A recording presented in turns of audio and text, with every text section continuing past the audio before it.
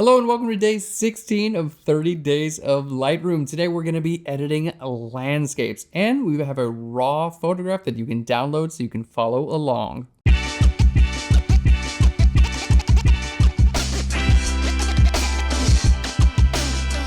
So we're jumping right in today. Now I love this photo. Let's go ahead and zoom in and we can see we have this beautiful effect going on here with this water. You can see we've used a slow shutter speed or a long exposure to get this effect with the water. Now, for this effect, you want to make sure your camera is on a tripod, which is going to make sure that everything that's not moving stays still. But everything that does have some movement, you can see has this long exposure effect. And I think that's what makes this photo so beautiful.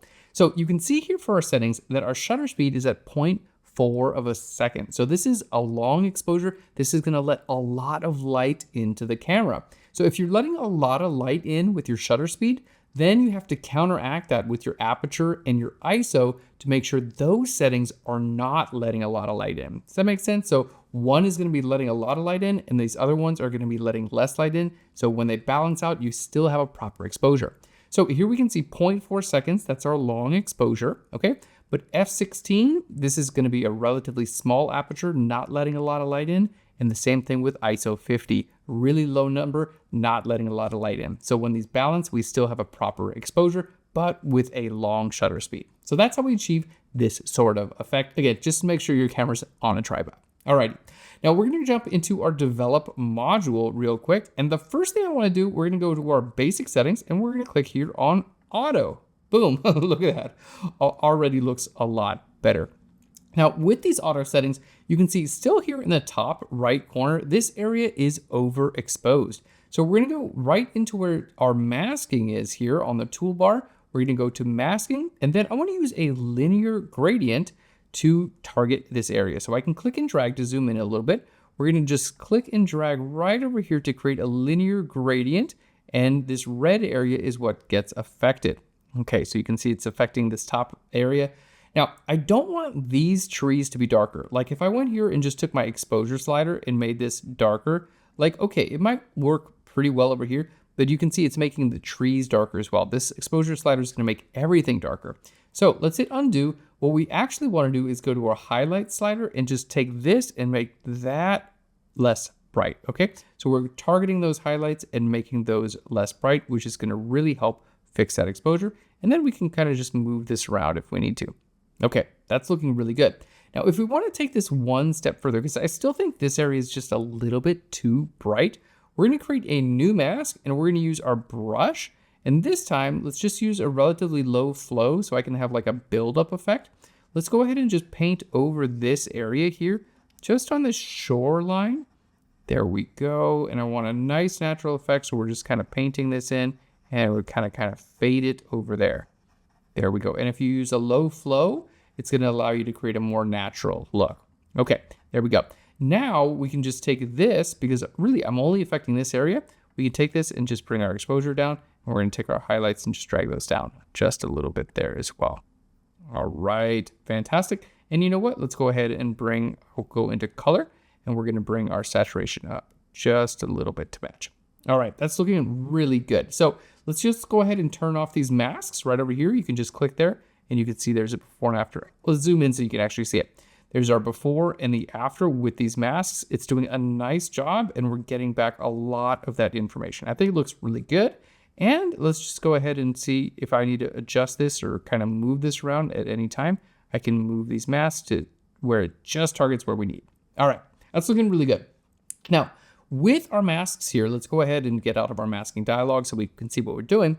The exposure is a lot better throughout our image, but what I still want to do is add a focal point. And really, this is where we're going to have our subject, like our viewer, looking for our image. So no matter what type of image you have, whether it's a portrait or a landscape, you want to make sure you have a focal point. And in this case, this is going to be our focal point.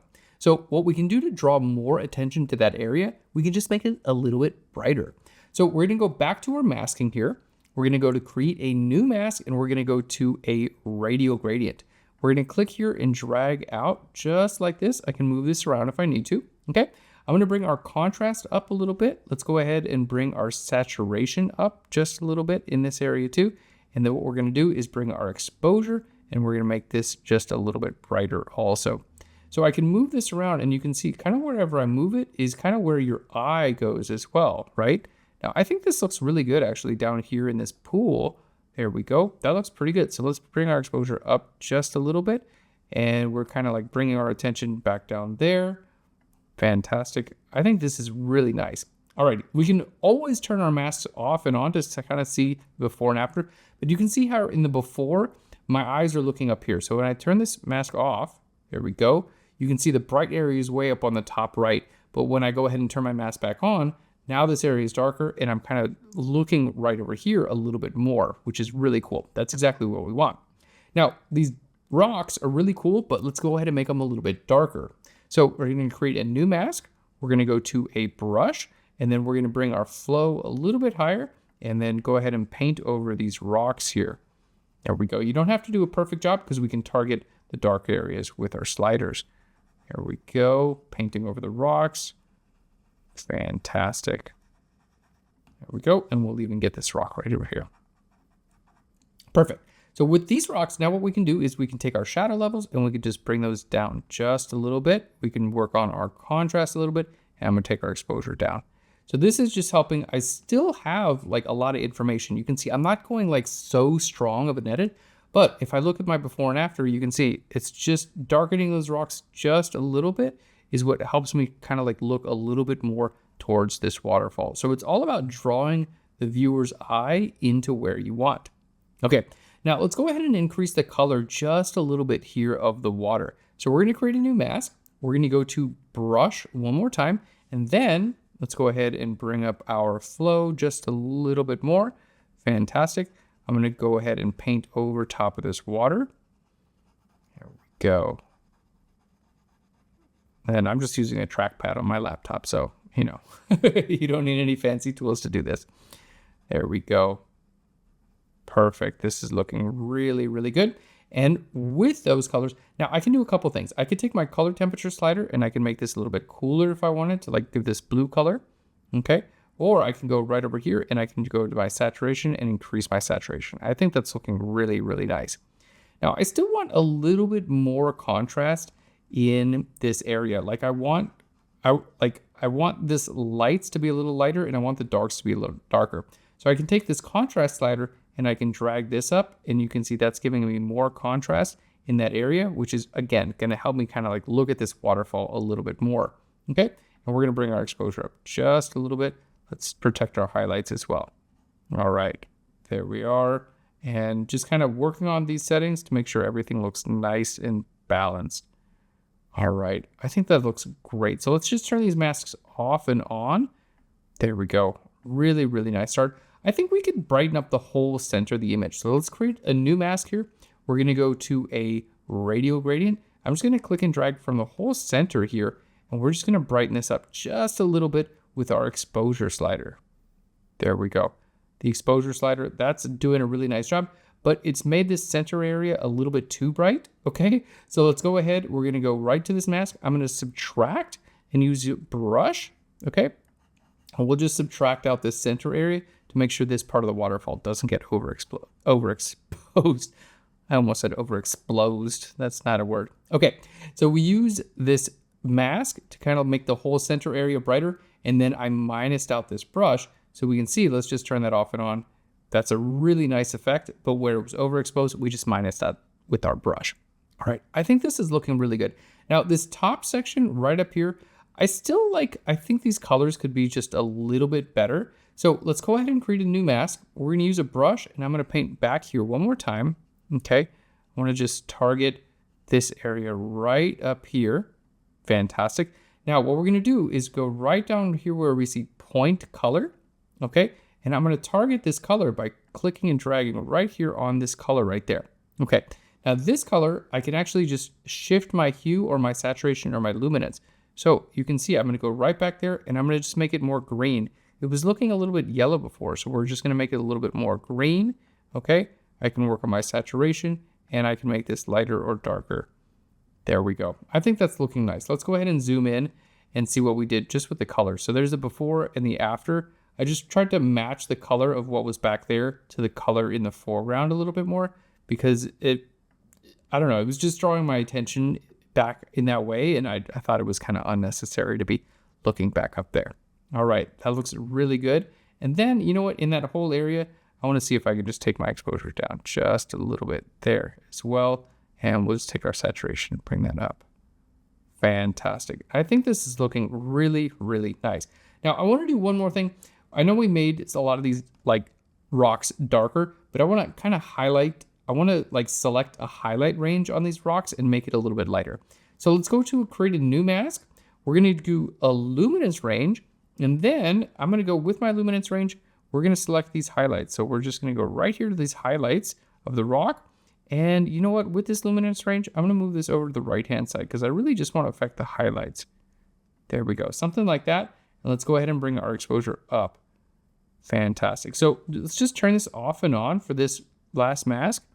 So you can see we really have a nice amount of highlights on these rocks, but it's affecting everywhere. So I want to just go ahead and make sure it only affects these rocks. So we're going to go right here, ... and I'm going to say intersect mask with a brush.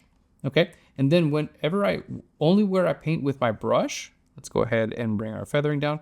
Only where I paint with my brush are these highlights going to show up. So you can see I'm really just enhancing these highlights. You can see I painted over the waterfall. You can hold Alt or Option to, there we go, to minus that out if you paint over it too much. So I'm really just targeting now just the highlights. There we go. And I can do that with these rocks here. And it's just going to really bring that like nice amount of contrast in just where I want it. There we go. If it's too much, just hold Alt or Option. There we are. And kind of bring that in there. Just like a really nice extra little bit of contrast. Fantastic. And this is looking really good. Let's go ahead and just do that down there as well. It's a subtle thing, but I think in this case, it really makes it nice. All right, let's go ahead and paint it off there just a little bit. So let's turn this off and on, and you can see I'm really able to just like grab those highlights from rocks right there in the center. I think it's a cool effect. So we did that by a luminance range to start with, and then we intersected that with the brush. So the luminance range would have made everything brighter, but when we intersected with the brush, I was able to paint just the areas on the rocks that I wanted to. I think we're looking really great. Let's go ahead and take a look at our before and after. So these icons down here at the bottom right, you can view the before and after simply clicking right here where it says Y/Y. There we go. And here we have our before on the left with the after on the right. So much more vibrant, and we've done a lot of work with our exposure. So just like editing a portrait, landscapes are all about finding a focal place for your viewer to look. And in here, we've really done a great job enhancing this waterfall effect. Thanks so much for watching. Don't forget, you can download this sample image completely free. Just follow the link right down below. Thanks again. I'll Phlearn you later. Bye, everyone.